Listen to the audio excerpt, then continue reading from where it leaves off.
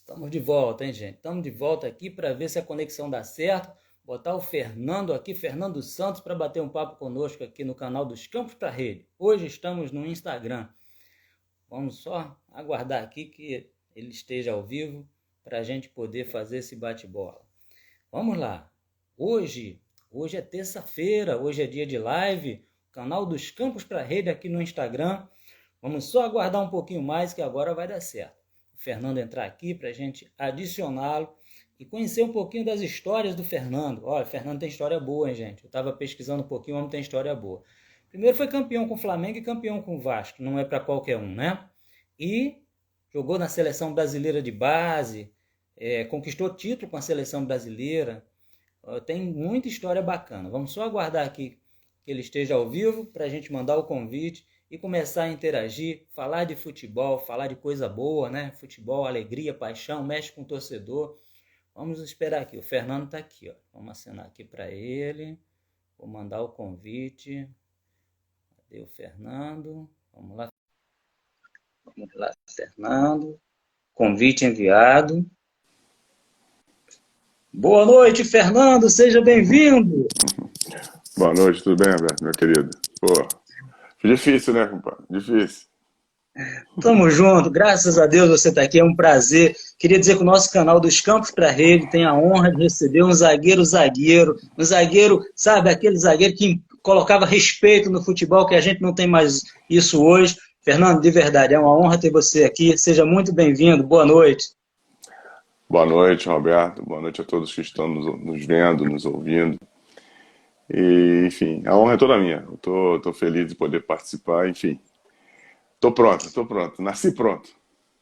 Show de bola. Eu vi algumas entrevistas suas e você realmente nasceu pronto. Personalidade nunca te faltou. Muito obrigado por ter aceitado o convite. Eu queria te perguntar o seguinte: como é que a honra, a satisfação de ter conquistado títulos no Vasco e no Flamengo, os maiores rivais do futebol brasileiro praticamente, ninguém sabe quem é a maior rivalidade, Flamengo e Vasco, o bicho pega, como a gente fala, e você tem o seu nome na história desses dois gigantes. Eu queria que você falasse dessa satisfação.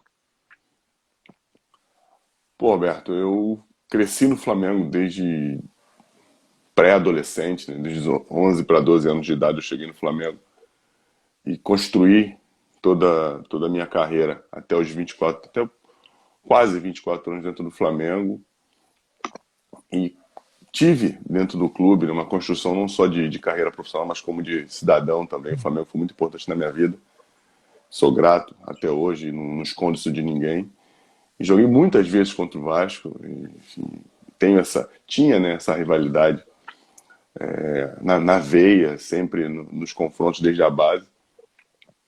E tudo aconteceu na minha vida de uma forma tão natural que quando eu voltei da Alemanha pela segunda vez, eu tinha duas propostas para jogar. Uma era a MLS, mas a MLS não era a MLS de hoje, eram outros tempos. E o Vasco. Minha falecida mãe era Vasco, o meu irmão que me colocou nesse mundo da bola era Vasco também, minha esposa é vascaína, e eu só pensei duas vezes porque era a MLS, era os Estados Unidos com relação à criação dos meus filhos, e eu não podia deixar passar batido uma oportunidade dessa. Só que era o Vasco, eu ia estar no Rio, na minha casa, uma equipe enorme.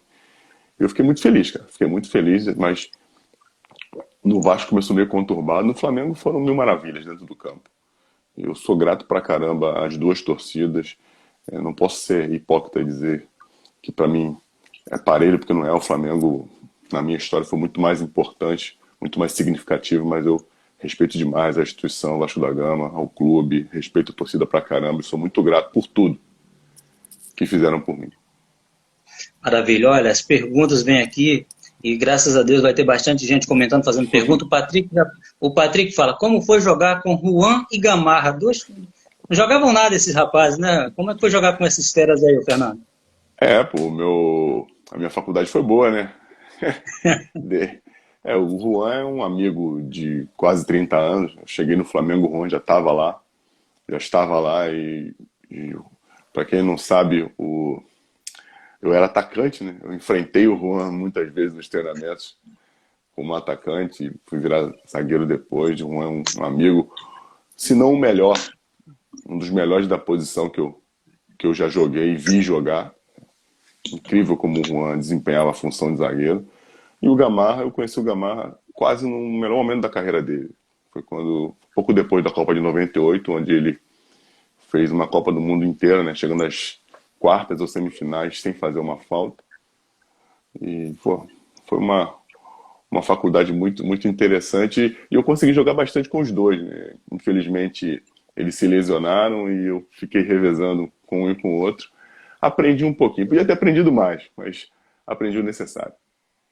Não, fez a faculdade, como você falou, muito bem feita, com certeza. Não é à toa que você jogou Flamengo, jogou Vasco, jogou na Europa, tem muita história e vai contar pra gente, está começando a contar. Como é que o garoto Fernando, lá de Padre Miguel, foi parar no Flamengo? E quem falou, meu filho? Ponta esquerda não, vai pra zaga que você rende mais. É ponta esquerda mesmo, cara. Era ponta esquerda para virar centroavante. É, minha mãe trabalhava no Flamengo, minha mãe era auxiliar de serviços gerais na Gávea. O Flamengo só tinha a Gávea como sede. E eu já tinha ido trabalhar com a minha mãe. Minha mãe ia trabalhar, eu ficava passeando lá na Gávea o dia inteiro, piscina, fazendo confusão, fazendo bagunça o dia inteiro na Gávea. Só que eu era muito pequeno ainda. Eu jogava numa escolinha lá em Bangu, morava em Padre Miguel, mas a escolinha era em Bangu, chamada Craque do Futuro, hoje não existe mais, eu acho. E minha mãe me levou um dia para fazer um teste. Conversou com a galera lá, falou, pô, meu filho pode fazer um teste aqui. E eu fui. O legal é que. O legal não, inusitado, né? O inusitado é que no dia do teste, eu jogando pelada, machuquei o dedo, fiz alguma merda jogando pelada na rua. E eu não pude ir no dia marcado. Pô, minha mãe ficou louca, brigou comigo, que eu tinha assumido o compromisso. Mas acho que foi melhor, porque eu fui numa quarta e na sexta eu fui, treinei bem. Tinha um amistoso no fim de semana, faltou alguém para o jogo, o treinador pediu para eu ir, como tinha essa facilidade da minha mãe estar ali na Gávea. Eu fui, já joguei, as coisas andaram de uma forma muito rápida para minha inscrição no clube. Foi assim que eu cheguei no Flamengo com 11 para 12 anos de idade. E a minha história começou dessa forma com o pontapé, o empurrão do ser humano mais incrível que eu conheci na minha vida, que foi minha mãe. Sensacional. Olha, Patrick, obrigado. Inclusive, eu quero logo aproveitar e mandar um abraço para o Patrick Liberato, da produtora Conteúdo Visual. Ele que fez essa ponte, essa tabelinha, ele cruzou, botou o Fernando na cara do gol para a gente fazer essa live. Patrick, obrigado.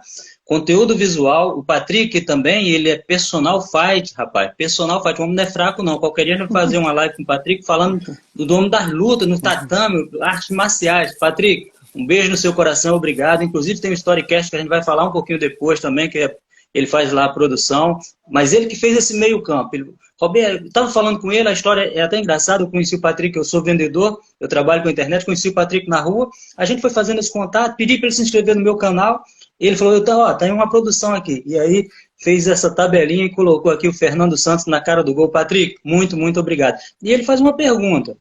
Eu acho que foi ele, é que passa rápido aqui, mas eu acho que foi ele. Como é que foi ser o capitão mais jovem da história do Flamengo? Personalidade nunca te faltou, né, meu querido? Fala pra gente. Não, e foi foi assim mesmo, porque eu, eu tenho, né? Tinha, né, acho que não perde nunca. Esse espírito, né? O espírito do Flamengo, esse espírito de não se entregar. E eu sempre passei muito isso dentro do campo. E a gente estava numa viagem, foi numa viagem, não, foi no Carioca de 2002.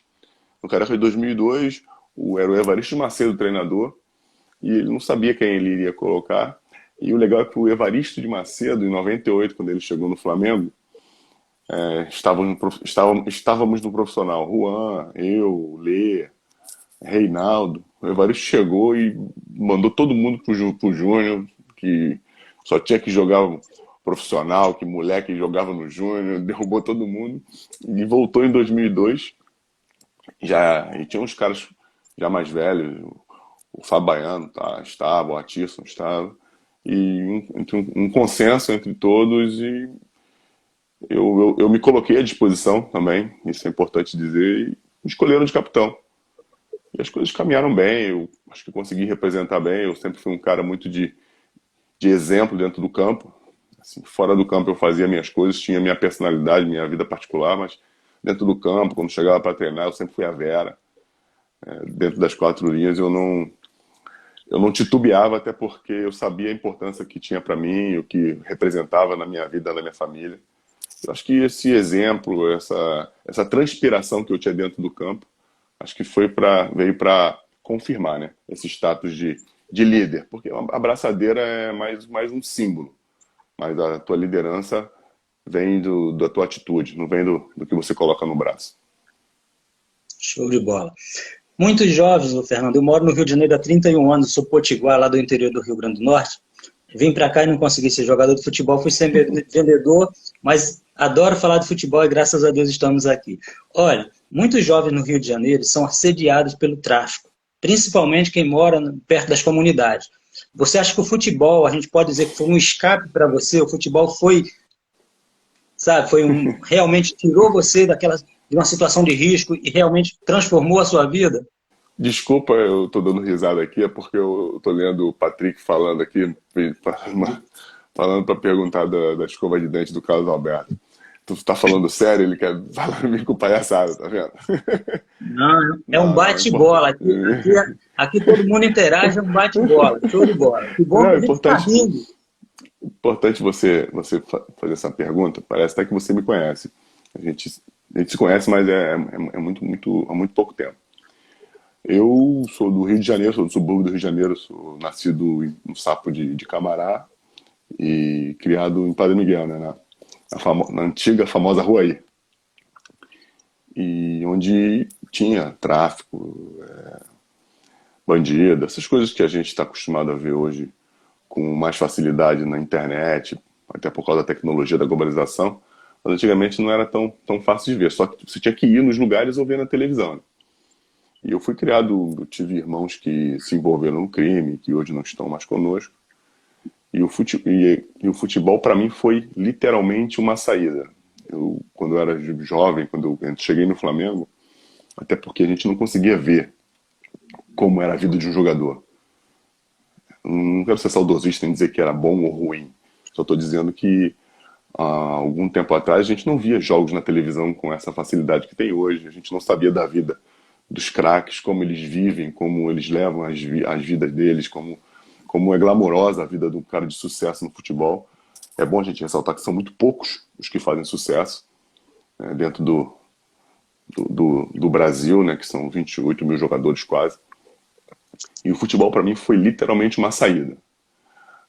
Você vê depois como funciona, depois que eu cheguei na Gávea, que eu vi os caras, que tinha um jogador de cada lugar do Rio de Janeiro, e até parecia que todo mundo morava na Zona Sul, mas é conversa fiada. Até tinha, né, galera? A Zona Sul não tem essa discriminação no futebol, mas a grande maioria era todo mundo do subúrbio, todo mundo lutando por um espaço, lutando por um futuro melhor. E dentro do processo do jogo, você começa a sonhar, você começa a acreditar que pode dar uma vida melhor para tua família, que você pode ser um jogador profissional, jogar no Flamengo, né? Ter o calor daquela torcida que só quem está ali dentro pode te dizer o que representa. E eu consegui. Eu me considero um cara de sucesso não só como um atleta dentro dessa gama tão grande de atletas no Brasil, como eu falei anteriormente, mas nesse nicho tão pequeno dos que conseguem fazer sucesso, eu me considero um cara de sucesso e mais ainda como ser humano. Aí daí que vem essa gratidão tão grande com relação ao Flamengo, porque os profissionais que ali estavam dentro dessa folga, né, dessa lacuna que existia na minha família com relação à estrutura, não por culpa de ninguém, mas por uma fatalidade era assim, e esse buraco, né, essa lacuna foi ocupado por pessoas muito importantes dentro do clube que me ajudaram muito. Certo. Você fala muito bem, é politizado. Geralmente, jogador de futebol fala, jogador de futebol não... Você fez graduação, fala pra gente aí, porque você, graças a Deus, também é Não, estudando. não, a galera tende um pouco a ter um pouco de preconceito, né? Hoje todo mundo lê tudo, fala tudo. A galera faz uma coisa que não se fazia anteriormente, se escreve muito, né, pelo WhatsApp, por SMS. pelo Menses. E quando você escreve, você trabalha, né? Você faz um treinamento ali do que você está escrevendo, você fala muito hoje nos áudios, enfim, eu sou um cara que leio bastante também, procuro estar sempre lendo, estudar pra caramba. Ainda mais agora, né, que a gente tem que trabalhar, a gente tem que criar alguma coisa nova, criar sempre um fato novo para poder estar construindo uma carreira dentro do que o futebol deu pra gente, porque, como eu falei, são muito poucos os que param de jogar e podem não fazer nada nunca mais. E eu, mesmo se pudesse fazer, se eu querer fazer alguma coisa, porque eu sou um cara ativo, eu quero construir. E, enfim, eu tento sempre estar aprendendo alguma coisa, ser um pouquinho melhor a cada dia. E a gente vai melhorando. Show de bola, parabéns, parabéns. Olha, o pessoal tá passando aí, mandando mensagem, falando meu irmão, capitão, só elogios bacanas, e às vezes eu não consigo nem ver o nome da pessoa, que é tanta gente, graças a Deus, glórias e glórias a Deus. Fazer uma pergunta, olha só, tem acontecido muito no futebol agora, os torcedores invadirem o centro de treinamento, parar de jogador e comissão técnica, como fizeram com o Zé Ricardo, uma covardia no aeroporto, um monte de gente ali, eu acho que você viu isso, com o Zé Ricardo, treinador. Tem acontecido muito, muito, com muita frequência mesmo. Inclusive, agressão. O goleiro do Bahia foi jogar uma bomba lá, agrediram o goleiro do Bahia, isso tem um mês e pouco. Está acontecendo com muita recorrência isso. Como é que você vê essa situação dos torcedores tão próximos dos atletas? E isso parece não ser bom, pelo menos ao meu ver, porque eles não vão ali simplesmente falar assim, ó, faz teu trabalho direito. Não, chega até a agredir. E se na tua época de jogador você sofreu algum caso parecido, passou por uma situação parecida? Eu acho isso um absurdo. Eu acho um absurdo. Tem que punir, tem que prender, tem que botar na cadeia, porque não são torcedores. O pior é que acaba confundindo, porque o justo acaba pagando pelo pecador. Isso é um clichê antigo, mas acaba sendo verdade. Porque a torcida acaba sendo generalizada e você acaba se afastando. Você afasta o jogador, né, da torcida. E antigamente isso era um pouco mais forte, mas voltou com uma grandeza que eu não sei por quê. Enfim, eu já passei por isso também, algumas vezes não tive alguns problemas com a torcida do Flamengo. E é legal dizer que no Vasco eu nunca tive esse problema. Apesar de ter vindo do Flamengo, de ter jogado muitas vezes contra o Vasco, ganhei títulos contra o Vasco, no Vasco eu nunca tive nenhum problema com relação a ameaças da torcida, porque eu estive no Flamengo. Mas quando eu joguei no Flamengo eu tive problemas. Em 2002, o Leonardo estava, o Léo, que hoje é o manager do Paris Saint-Germain, parou de jogar depois daquela invasão. Os caras agrediram o Júlio César. Foi uma coisa louca que eu já tinha visto acontecer, mas daquele jeito, não, né? Os caras lançando 12 por 1, para quem não sabe, 12 por 1 são fogos de artifício em cima da gente, uma coisa feita por marginais, né? Marginais que não tem o que fazer, né? Um dia de semana à tarde, você tem que estar trabalhando no mínimo, né? Você não tem que estar ali tentando agredir ninguém. Ou qualquer outro dia da semana, agressão não tem dia para ser feito, tem que ser impedido. Mas enfim, aconteceu, infelizmente, mas eu acho que tem que coibir com toda a rigidez possível, porque não pode acontecer. Você não pode ir para o seu trabalho com medo, com receio, só porque as coisas não estão dando certo. Verdade, show de bola, show de bola. Olha, o Alexandre Valente, meu amigo particular, a gente faz uma live que chama Bons de Bola. A gente fala de futebol, resenha, resenha muito boa. E ele faz uma pergunta para você. Qual foi o jogador mais resenha com quem você atuou? Aquele jogador Caraca, realmente que... resenha. Pô, cara, muito cara resenha. Cara engraçado, ó, o Toró é um moleque muito gente boa, muito resenha, tá sempre animando todo mundo. Cara, eu vou esquecer alguém com certeza e vou ser cobrado. Ó, é, vamos lá, Toró, o Arroz é um cara resenha que tá sempre animando também o vestiário. Mas quem? Mas quem? Vamos lá, Fernando, vamos lá. O Bruno Carvalho era um cara também muito espirituoso, que tava sempre botando pilha em todo mundo, sacaneando a roupa de todo mundo. Só não olhava pra dele, mas sacaneava de todo mundo. Muito Eu bom. joguei com um cara de muito interessante. E os vestiários costumavam ser quase sempre muito amistosos, muito legais, assim. Show de bola. Jonatas Dantas, do canal Geopolíticas Aversa, ele fala de geopolítica, fala de guerra, fala de muita coisa interessante lá no YouTube. Geopolíticas Aversas. Recomendo. Ele faz uma pergunta. Como foi ser treinado pelo mestre Zagallo, cara? Parece um... Pô, o Zagallo foi um dos caras que ajudou a me moldar, porque eu sempre, como você falou no início, eu sempre fui um cara muito transpiração, muito firme dentro do campo e no início às vezes até um pouco desleal, né, na base. Queria impor respeito às vezes de uma forma muito mais agressiva do que deveria. E o Zagallo foi um cara que me chamou, falou: olha, você tem condições, você vai jogar, mas desse jeito não. Se você não mudar sua postura, você não vai ficar aqui, enfim.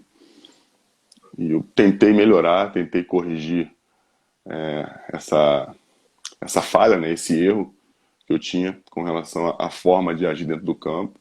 E eu acho que eu consegui, dentro do tempo que ele me colocou. E foi muito importante para dar continuidade. Confiou em mim em um momento que o Flamengo tinha, na minha opinião, os dois melhores zagueiros do Brasil jogando naquele momento. Enfim, pode haver outras opiniões, mas essa é a minha, né? O Juan e o Gamarra jogavam e eu era a primeira opção. Dentro de um contexto que tem esses dois caras como primeira opção, a terceira opção é o cara que vai entrar, tem que estar no mínimo, né, num nível razoável para poder suprir essa falta. E ele confiou em mim, e às vezes que um ou outro faltou, eu entrei, ganhei personalidade, e quando o Gamarra saiu, eu fiquei, e eu agradeço muito ao Zagallo, que não tenho receio de dizer, acho que todos os outros com quem eu trabalhei vão entender que foi o melhor treinador que eu trabalhei na minha vida. Show de bola. Edilson, do Mengão, torcedor raiz. Olha, eu peço inclusive que todos se inscrevam lá nos nossos canais no YouTube. Tem o Storycast, tem o dos Campos para Rede, lá no YouTube. Vai lá, gente. Boa. Geopolíticas Abertas. Vamos bombar esses canais no YouTube. Ele diz o seguinte, que você jogou demais no Flamengo, parabéns. E o Alexandre Valente, ele fez uma pergunta que era parecida com a minha. Que a gente joga junto lá no Bom de Bola. O que acontece? A minha pergunta que eu rascunhei assim, Fernando, cita aí 2 ou 3 zagueiros que foram os seus maiores fechamentos, aquela dupla perfeita, com os zagueiros que mais você se entrosou. E ele fala um, eu acho que para você citar um, talvez você fique devendo a alguém. Tem 2 ou 3 zagueiros que você lembra? Você já falou o nome do Arroz, você já falou do Juan, do Gamarra, mas tem 2 ou 3 que assim, não, com aquele zagueiro, eu era fechamento e não passava nada, a gente se entendia melhor. Tem esses zagueiros que você pode citar pra gente? Cara, eu joguei mais tempo com o Juan, né? Não tem como dizer, a gente jogou junto na seleção sub-20, a gente jogou junto no Flamengo durante um bom tempo. Um jogo que mudou a minha carreira de patamar, a gente jogou junto, que foi o Flamengo e Vasco de 2001, a final do Carioca. Um jogo que foi um campeonato estadual, mas a final foi tão emblemática que tem status de campeonato nacional, né? Porque foi um jogo extremamente emocionante e marcou, né? E marcou a minha carreira, marcou a carreira de quem estava ali e mudou a minha carreira de patamar. E a gente jogou junto esse jogo. Eu e o Juan, a gente tinha um bom entrosamento. O Juan é um cara mais técnico, mais clássico. Eu, um cara mais firme, que tinha a transpiração como uma das valências. Acho que, joguei com o André Bahia, que foi um zagueiro sensacional também, que jogou muito tempo na Holanda, que é meu amigo até hoje. Cara, foram tantos, mas que joguei com o Dedé também no Vasco, com o Anderson Martins, que era um cara espetacular, né? Um zagueiro também muito técnico. Eu tive a honra de ter bons parceiros. Mas o cara que eu mais joguei, acho que até em números mesmo, se a gente for ver, acho que não tem como negar, acho que foi o Juan. Show de bola. Querendo ou não, né, a gente não é hipócrita, todo jogador quer ser titular. Mesmo você tendo lá Juan e Gamarra como titulares, o Fernando quer ser reserva. Claro que não. E como é ficar na reserva, ter que torcer para o seu companheiro, ter que torcer para o seu time, mas ao mesmo tempo querer a vaga do seu companheiro? Como é que é essa situação para um jogador de futebol? Olha, não tem o que fazer. Você quer jogar, tu vai jogar, só que tu tem que respeitar uma hierarquia, né? Quem manda é o treinador. E dependendo de como é o relacionamento, de como as coisas funcionam, não tem como ter qualquer outro tipo de receio ou de sentimento pejorativo, negativo.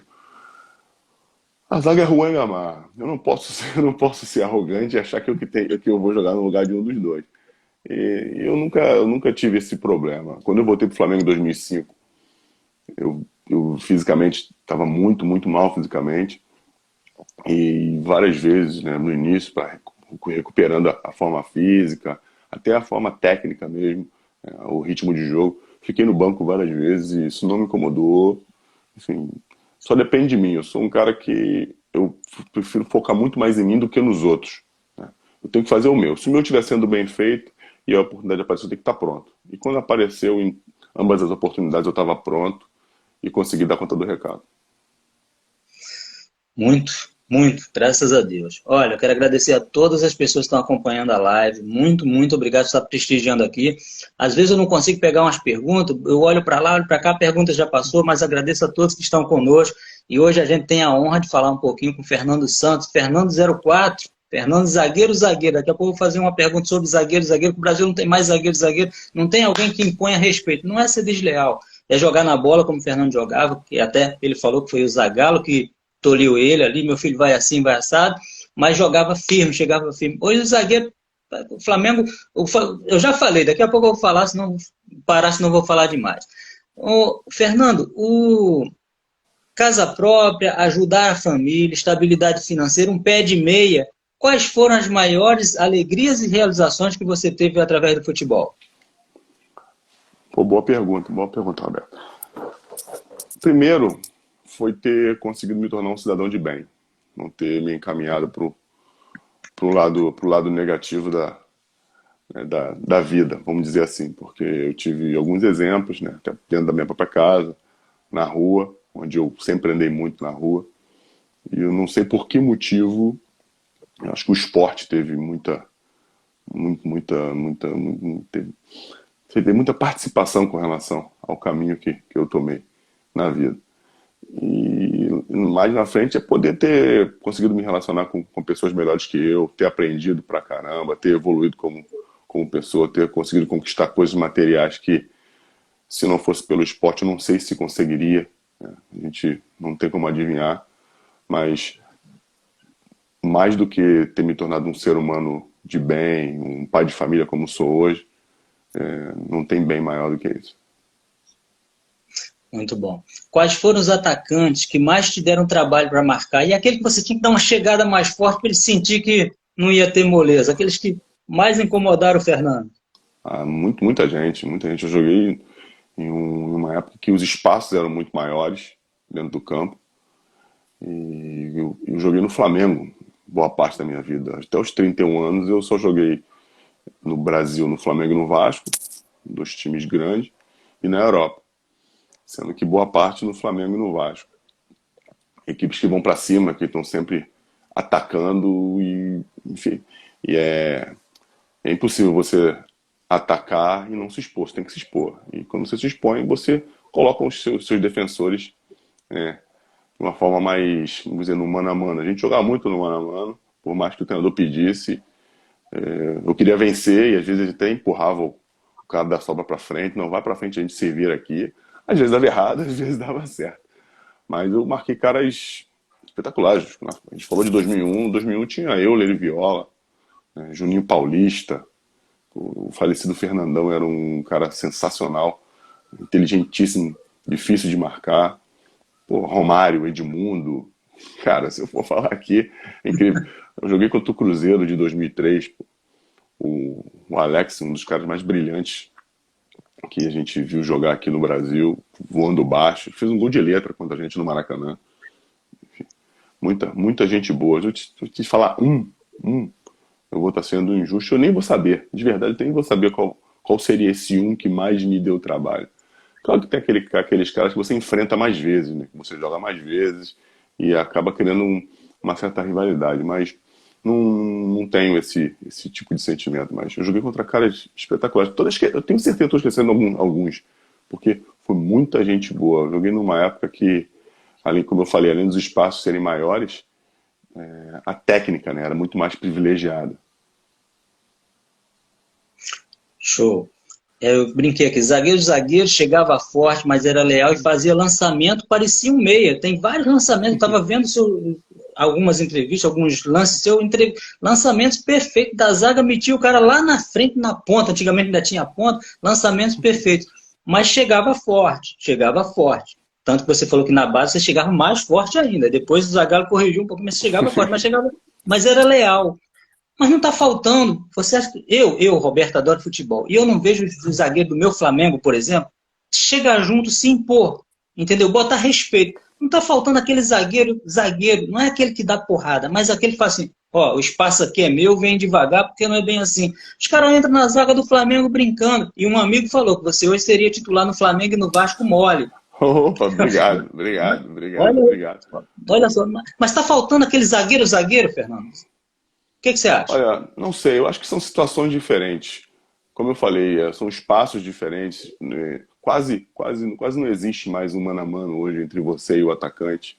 É muito difícil tu ver zagueiro saindo do lado do campo para caçar atacante. Hoje o jogo é muito mais posicionado, o cara está muito mais preocupado em estar bem posicionado na frente da área para poder rebater as bolas. E não tem jeito, o Flamengo é um time que ataca muito, como eu falei, e se expõe. Hoje você acaba atacando com mais atletas do que antigamente, até porque todo mundo costuma se defender muito contra os times que têm a bola. O Flamengo é um time que retém a bola bastante. E os caras acabam ficando mais expostos. Não tem como não ficar exposto. E quando você tem 30 é até pouco, mas quando você é zagueiro, você está na frente da linha do meio campo e tem 60, 50 metros para trás contra caras que são 2, 3 vezes mais rápidos que você, tu só não tem que ser bom, tu tem que ser inteligente. E às vezes você tem que ocupar os espaços. E quando você está em inferioridade numérica, isso fica muito mais difícil. Acho que o posicionamento quando perde a bola tem que ser mais importante do que qualquer outro tipo de forma, né? De você dividir a bola, de estar sempre pronto em cima. Acho que são momentos diferentes. Hoje o cara tem que construir muito mais. Hoje o zagueiro tem a obrigação de construir o jogo. Hoje os caras prezam muito mais para aquele cara que consegue sair jogando, que tem um bom passe. Antigamente, eu lembro dos treinadores falando que, olha, marca o lateral e o volante deixa o zagueiro jogar que ele vai errar. Só que hoje, dependendo do zagueiro, se você deixar o cara jogar, o cara vai dentro do gol. Enfim, são momentos diferentes. Eu acho que falta você se impor. Você tem que se impor em qualquer momento. Você pode ser o Pelé da zaga, pode ser por exemplo, o Thiago Silva. É um cara extremamente técnico, mas que se impõe. Ele nem é um cara grande, nem um cara de poderio físico muito avantajado, mas que se impõe, chega firme. Acho que a galera tem que ter muito mais o espírito do que qualquer outro tipo de coisa. Tem que ter o espírito dentro de você poder desempenhar o que você tem que desempenhar. E zagueiro tem que ser firme. Se for para tirar o pé, tem que tirar o atacante. Né? Isso é fato, não tem como pensar diferente. Beleza, mandar um abraço para o meu amigo Wilson Oliveira, que está entrando aqui, foi jogador de futebol, tem muita gente bacana aqui, mandar um abraço a todos. E tem um amigo que fez uma pergunta, Diego, mas passou o sobrenome, acho que eu não vi direito. Você é ou pretende ser treinador de futebol? Olha, o campo sempre me agradou bastante, né? A beira do campo. Não como treinador. Eu nunca tive esse desejo de ser treinador. Quando eu parei de jogar em 2014, eu comecei a estudar para ser gestor, pra trabalhar com gestão esportiva. Fiz inúmeros cursos de gestão esportiva. Hoje a galera tem feito muito esse curso da CBF Academy. O primeiro curso de gestão esportiva que a CBF lançou, eu fiz, que foi até aqui no Rio de Janeiro, na CBF, ali na Barra. Mas as coisas foram desenrolando, se encaminhando para um outro caminho. Eu ainda insisti, eu fiz acho que 14, 16 cursos em 2 anos e meio, em 3 anos. Eu mergulhei fundo nisso, só que tem uma frase legal que diz, às vezes a gente tem que deixar para trás a vida que a gente escolheu para viver a vida que está na nossa frente. E o que apareceu na minha frente foi trabalhar com gestão de carreiras. O meu último agente, que chama Anselmo Paiva, que hoje é meu amigo, meu sócio lá no Storycast também. Eu já enfiei ele no Storycast à força, falei, tu vai comigo, e ele tá amarradão, tá dando tudo certo. Eu cheguei para ele e falei, cara, todo mundo me manda jogador, eu nunca pretendi ser agente, nada, todo mundo me manda jogador, mas eu mando para você, eu falo para te ligar, os caras querem que eu venha, eu tô aqui, dá pra gente fazer? Cara, ele me aceitou, é um cara extremamente correto, e eu acabei virando gestor de carreira, estou fazendo isso há 6 anos, estou feliz pra caramba. Não, hoje, né, porque eu não sou o senhor, né, da verdade, e não tenho nenhum medo de mudar de ideia, né? porque acho que quem muda de ideia é quem reconhece que pode melhorar, tá, tem a razão. Mas hoje eu estou muito feliz com o que a gente está fazendo, o Storycast chegou e trabalhar com atletas, poder passar um pouco do que eu vivi para esses caras e ajudar na carreira desses meninos, para mim é muito legal, tem sido gratificante, não só, né, emocionalmente, como financeiramente também. A gente está começando a fazer algumas coisas legais. Então, hoje o clube não, trabalhar no clube não me seduz. Mas, como eu falei, amanhã é outro dia, né? Enfim, é isso. Um amigo falou para você ir trabalhar no Blumenau lá com o Latiço e o Storycast está na área. Sejam bem-vindos, Storycast. Olha, isso aí, vamos. Isso aí vai dar muito o que falar ainda. Storycast. Daqui a pouco o Fernando fala mais do Storycast. Agora uma pergunta assim meio chatinha, mas o Pode Falcão falar, fica à falou uma vontade. vez. O Falcão falou uma vez que quando o jogador tem duas vidas, duas mortes, morre duas vezes. Não sei se você já ouviu isso. O jogador morre Já. duas vezes. A primeira é quando para de jogar. Quando você parou, no dia assim, o dia que acabou o teu contrato como profissional, você chegou em casa, no outro dia você levantou e falou assim, eu não sou mais jogador profissional. Quando caiu a ficha, como a gente brinca, como é que Sim. foi para você? Você já estava com a cabeça boa para fazer outras coisas, você ficou pensando, pô, agora não tem mais o glamour, não vou dar tantas entrevistas, não vou receber aquele salário de jogador. Como é que foi? Pô, Roberto, vou te falar um negócio. Eu senti muito mais a, a falta desse glamour, dessa coisa toda, quando eu fui para a Europa a primeira vez e voltei, que eu saí do Flamengo em 2003 para 2004, fui vendido para a Alemanha, e fui para a Alemanha, não deu certo, eu quebrei o pé no final da temporada, e voltei. Eu voltei, fiquei um tempo aqui, porque eu voltei de pé quebrado. Eu estranhei, porque eu saí daqui, eu era o capitão do Flamengo, poxa, era igual nota de R$ 1, que todo mundo conhecia. Quando eu voltei, eu senti um pouco desse, falei, caraca, cara. Mas quando eu parei de jogar, eu fiquei mais triste pela forma como aconteceu, porque eu já vinha me preparando psicologicamente. Eu já com 34 anos, eu quase parei com 33, quase parei com 32, e eu só voltei a jogar com 33 porque eu tava fech... eu tava, cara, é engraçado, eu tava fazendo minha inscrição num curso de gestão, chamado IAJ, que acho que tem até hoje, da, como é que é o nome dela? Esqueci o nome dela. Anita Fischer. Poxa, a Anitta me ajudou pra caramba. E o Bruno Quadros me ligou, pô, Fernando, me ajuda aqui no Linense, vem aqui. Pô, eu já tinha jogado Paulista, sabia da força do Paulista. Eu falei, vou tentar mais uma vez. Fui, acabei tendo 4, 5 lesões em 3 ou 4 meses. Enfim, fiquei muito triste, meu corpo já não respondia mais. E parei de jogar ali. Eu não escolhi parar de jogar naquele dia. O meu corpo que parou. E eu fiquei triste por isso. Eu não conseguia mais. A minha cabeça estava boa, eu queria, fisicamente, né? Eu digo com relação a percentual de gordura, essas coisas. Eu nunca estive tão bem na minha vida inteira como naquele momento. Mas o meu corpo não aguentava mais o alto rendimento. Aí parei de jogar, fui para casa, fiquei um tempo pensando no que eu ia fazer, porque eu tinha me preparado para parar com 36, eu só tinha 34, faltavam 2 anos. Eu tinha que trabalhar, não tinha como eu ficar em casa olhando para cima. Aí pensei em estudar, comecei a estudar, como eu falei anteriormente, estudei pra caramba pensando na gestão esportiva. Eu trabalhei com o Rodrigo Caetano no Vasco durante 3 anos. Hoje é um cara que é referência na parte dos executivos de futebol, e ele sempre falou que eu tinha perfil para a função, que a galera me respeitava. E eu mergulhei nisso, só que acabou que a vida me levou para gestão de carreiras e agora para podcaster, né? Eu tô feliz pra caramba. E foi assim que eu parei. E dizer que eu morri quando parei de jogar? Um pouco. Morri um pouco porque junto com o futebol ficaram muitas lembranças, muitas pessoas que me levaram até ali, que eu amei. E enfim, acho que é mais por isso do que pelo parar de jogar em si, entendeu? Show de bola. Fernando, hoje os garotos chegam para treinar, todo mundo chega com empresário, chega com a chuteira de R$ 2.000. Hoje eu estava vendo uns garotos da base que não são profissionais ainda, que não têm contrato com o clube, que estão tentando jogar. e eu estava ouvindo, eu fui acompanhar o meu sobrinho, que está tentando ser jogador de futebol, e eles vinham com a gente. Aí um falou assim, a chuteira é R$ 2.000, eu vou comprar.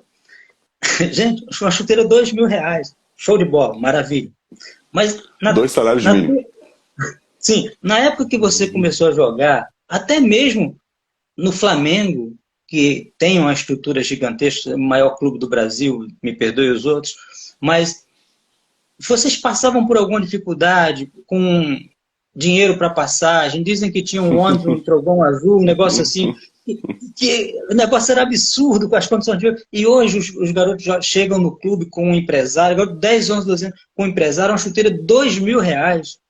Tinha essa diferença toda para a tua época, e como é que você vê isso? Isso não tirou um pouco, talvez, da necessidade do garoto ter. O cara tem uma chuteira de 2.000, precisa realmente se matar como você e muitos fizeram para ser jogador de futebol? Isso não tira, talvez, um pouco da vontade da juventude aí?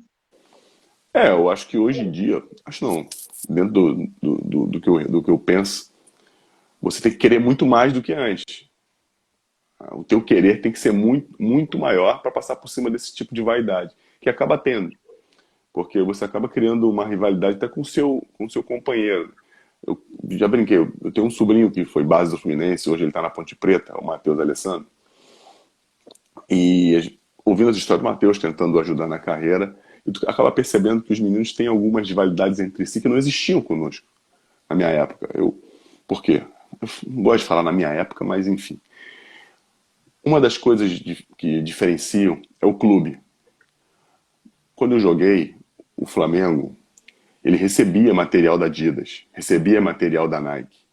Hoje em dia, esse valor que foi revertido em dinheiro, que ganhava chuteira, tênis. Hoje, todo esse valor é revertido em dinheiro. O clube não pega mais esses materiais para passar para os atletas. E quando pega, é muito pouco. Eu sempre ganhei chuteira do Flamengo, sempre ganhei chuteira da Adidas, sempre ganhei chuteira da Nike quando se transformou em Nike. Eu nunca precisei comprar. Depois que eu fui para a seleção, aí patrocínio, mas enfim, a galera sempre teve. Nunca teve um cara sem chuteira no Flamengo, era muito difícil.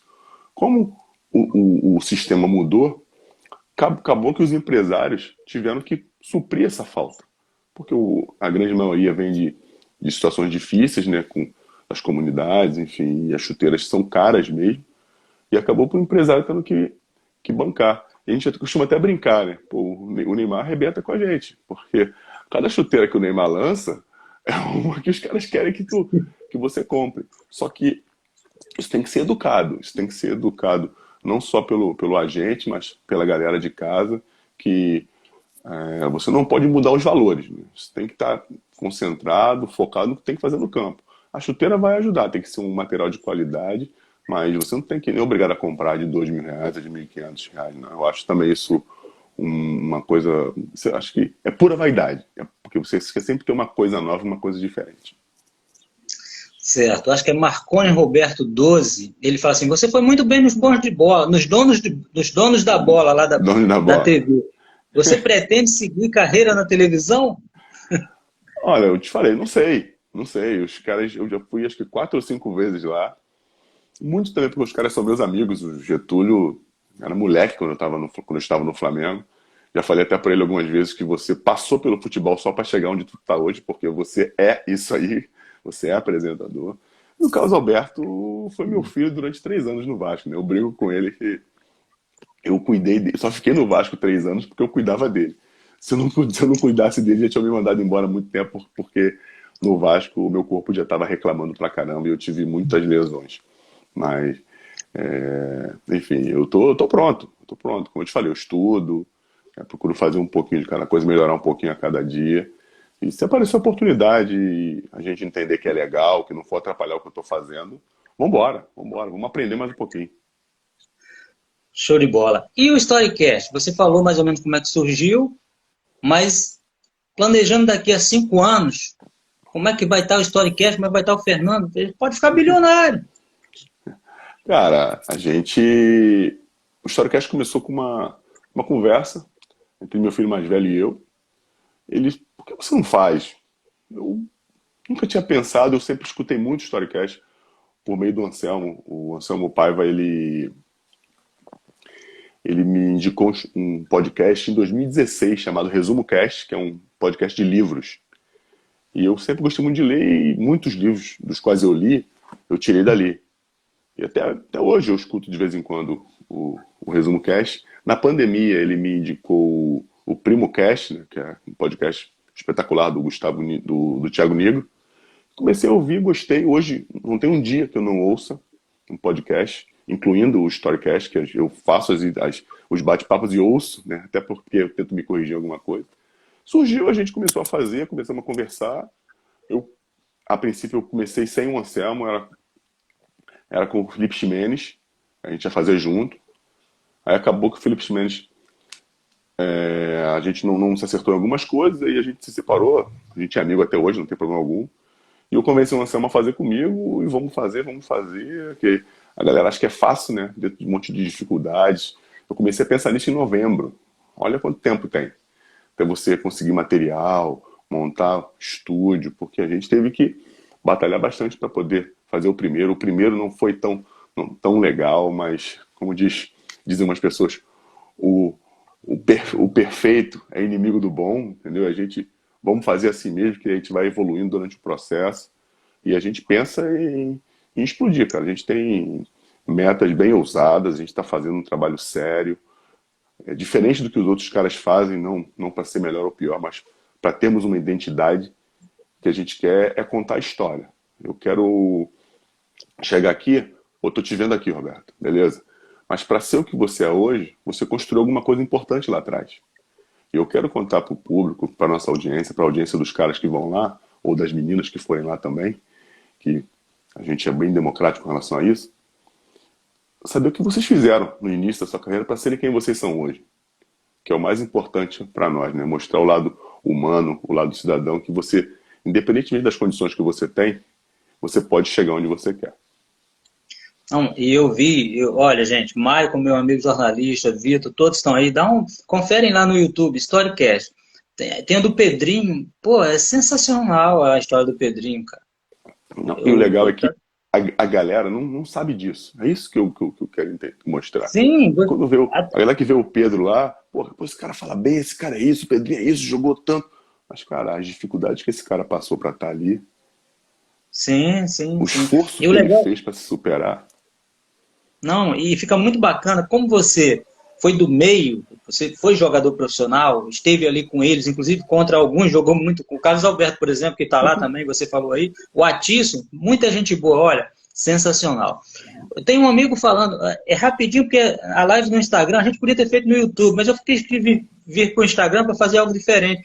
A live no Instagram a gente só tem 1 hora e a gente tem 5 minutinhos. Tem um amigo falando para você falar da escova de dente, tem outro, passou aqui. Você que escolhe, você quer que eu fale de quê? Fala da escova de dente, que eu tenho uma última pergunta aqui para você. A escova de dente é o doido do Carlos Alberto. A gente concentrava junto no Vasco. E o Carlinho é aquele cara, ele ficava lá no corredor, nos quartos, fazendo um monte de bagunça, jogando videogame, baralho. Eu ficava no quarto, eu ficava mais lendo meus livros, vendo filme. E dormia antes dele. Às vezes eu até fingia que estava dormindo, porque ele ia querer conversar até 4 horas da manhã. Aí eu dormia. Só que quando eu acordava, ele já tinha saído, já do quarto de novo. E por algumas vezes eu vi minha escova de dente molhada. Não entendi por quê. Pô, cara, aí teve um dia que eu acordei antes dele. Aí a escova... Minto, eu acordei depois dele, só que foi próximo. Ele levantou, saiu, aí eu vi molhado. Aí eu falei, ô, filha da mãe, tá escovando o dente com a porcaria da minha escova, cara? Aí ele me olhou e falou assim, ó, cara, a gente não é irmão, qual o problema? Problema, caramba, tu tá maluco, pô. Tu toma tuas bolinhas aí, cheio de doença. Brinquei com ele, né? Claro que ele não tem doença. Vou pegar tuas bactérias aí, pô. Aí ele rindo, não, a gente é irmão, me abraçou, caramba. Eu falei, tá bom. Aí eu falei com o massagista, não sei se foi o Carlão ou o PC. A gente tava no Vasco, eu falei, ó, pega esse dinheiro, compra uma escova de dente, por favor. Toda a concentração você traz da escova de dente e dá na minha mão. Se você não trouxer, a gente vai brigar. Aí toda a concentração, os caras me entregavam a escova de dente, eu botava no banheiro. Só faltava eu passar a pasta de dente para ele poder escovar o dente, para ele não pegar a minha escova. Muito legal. Parecido com a do Amaral contou uma do Bom Ar lá, que estava lá com problema, usava o Bom Ar achando que era um perfume. Mas ó, Fernando, de verdade, a gente poderia ficar 2 horas aqui e a gente tem mais 3 minutos. Se você quiser mandar um abraço para alguém, assim, eu quero agradecer a você, a tua disponibilidade, a sua simpatia, cara. Muito bacana falar contigo. Eu torci muito por você na época que eu estava no Flamengo. Quando no Vasco eu torci contra, eu sou real. Mas torci muito por você. E assim, parabéns pela tua carreira, parabéns pelo ser humano que você se tornou. Sensacional. Se você quiser mandar um abraço para alguém. E eu queria só que você falasse o seguinte, quando você fecha os olhos e lembra do garoto Fernando jogando nas ruas lá de Padre Miguel, e onde você chegou, seleção brasileira de base, Europa, Flamengo, jogar no Maracanã. Cara, o sonho do garoto é jogar no Maracanã. Passa um filme na tua... Passa um filme, o que, que você sente? E se quiser mandar um abraço, a casa é sua. Futuramente eu espero convidar de novo, fazer uma outra live, para a gente ter mais tempo, falar de outros assuntos. Eu tenho aqui mais umas 10 perguntas, mas infelizmente não dá tempo. Mas eu quero te agradecer muito. Fica à vontade. Quando você achar que deve, quando tiver uma brechinha aí e a gente conseguir coincidir os horários, é um prazer estar aqui falando com você. Eu quero agradecer, só te agradecer pelo convite, agradecer a todo mundo que está curtindo o Storycast, todo mundo que gosta do nosso trabalho lá, que é só uma pontinha do gigante que a gente está se tornando, eu tenho certeza disso. E quando eu fecho os meus olhos, eu só sinto gratidão. Eu só sou grato. E me cobro pra caramba quando eu me esqueço disso, porque a gente tende a se esquecer do que a gente é.